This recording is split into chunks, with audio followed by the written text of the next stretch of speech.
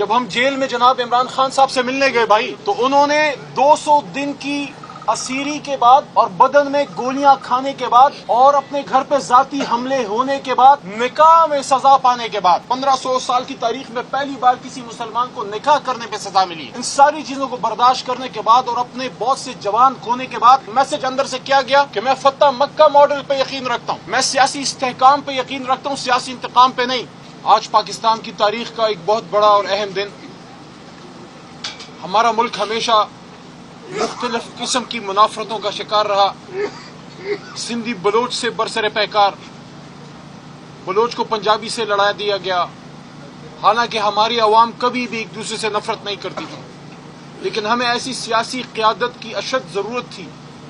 جو ان مصنوعی دراڑوں کو پر کر سکے، اور اللہ تعالیٰ کا لاکھ لاکھ شکر ہے کہ ہمیں عمران خان صاحب جیسا لیڈر ملا کہ وہ صرف پاکستان کا نہیں، امت مسلمہ کا لیڈر ہے، لیکن انہوں نے اتنا بڑا فیصلہ کیا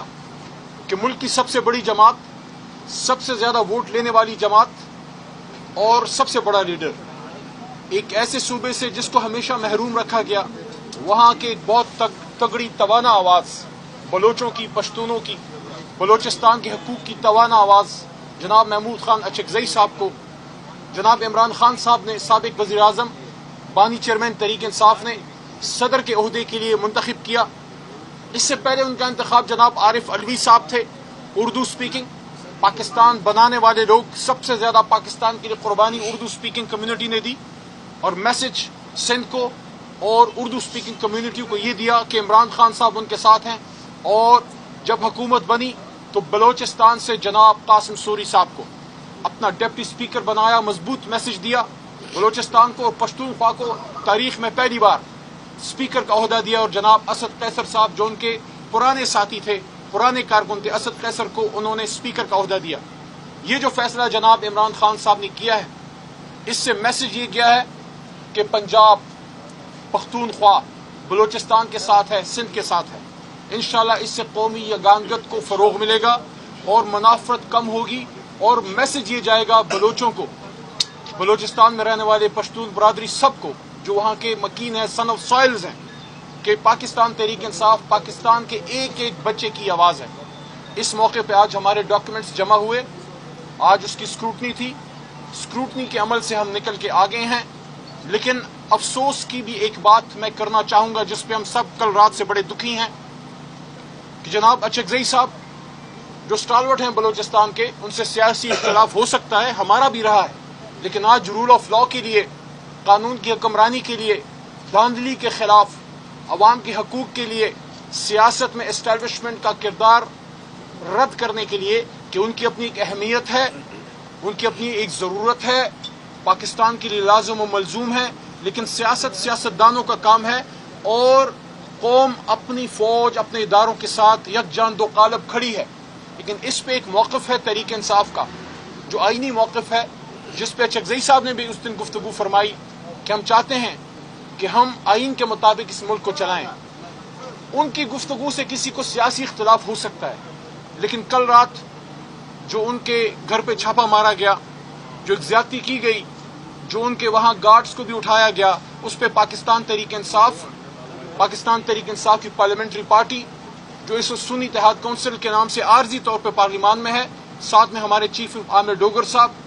جنرل سیکرٹری جناب عمر ایوب خان صاحب، فاؤنڈنگ چیئرمین عمران خان صاحب کی جانب سے سٹنگ چیئرمین جناب بیرسٹر گور صاحب، اور ہماری تمام پاکستان تحریک انصاف اس کی پرزور مذمت کرتی ہے، اور ہم یہ سمجھتے ہیں کہ اس طرح کے معاملات سے ایشوز حل نہیں ہوں گے۔ جذبات میں آئے بغیر ٹھنڈے دماغ سے بیٹھ کے ہم پاکستان کے مسائل کا حل اس پارلیمان میں حل کر سکتے ہیں، جو ہمیشہ اچکزئی صاحب بھی یہ بات کرتے تھے، عمران خان صاحب بھی یہ بات کرتے ہیں، اور شومئی قسمت میاں نواز شریف صاحب اور زرداری صاحب بھی یہ بات کرتے تھے، لیکن اس پہ عمل کرنا ان کا ندارت۔ بہرحال انشاءاللہ ہم پر امید ہیں، آخری بات، کہ یہ فیصلہ عمران خان صاحب کا پاکستان کے لیے ایک بہت دیر پا بہت بہتر ہوگا، جمہوریت کی بقا اور استحکام کے لیے، اور انشاءاللہ ہم پر امید ہیں کہ ہم اصلی ووٹ، فارم 45 والے ووٹ سے انشاءاللہ اچکزئی صاحب کو صدر بنائیں گے، اور اس میں ہمارے تمام اکائیاں، ہمارے تمام صوبوں سے ہمارے ایم پی اے صاحبان، مرکز سے ہر جگہ سے ہمیں انشاءاللہ ہماری جماعت سے سپورٹ ملے گی۔ میں درخواست کروں گا اچکزئی صاحب سے، اس کے بعد چیف وپ صاحب بھی کھڑے، کہ تھوڑا سا اپنے خیالات کا اظہار کیجیے گا. بسم اللہ.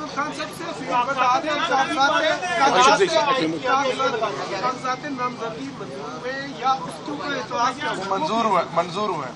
ہو گئے. کوئی اعتراض نہیں تھا. فربل سے اعتراض جس طرح ہوتے رہتے ہیں, ظاہر ہے کسی نہ کسی کو تو پاکستان کی یگانگت اور اتحاد سے تکلیف تو پہنچے گی. علی محمد صاحب مفاہمت کی سیاست جو عمران خان صاحب نے ابھی شروع کی ہے وہ 2018 میں کیوں نہیں کی, اور جو لقابات جو الفاظات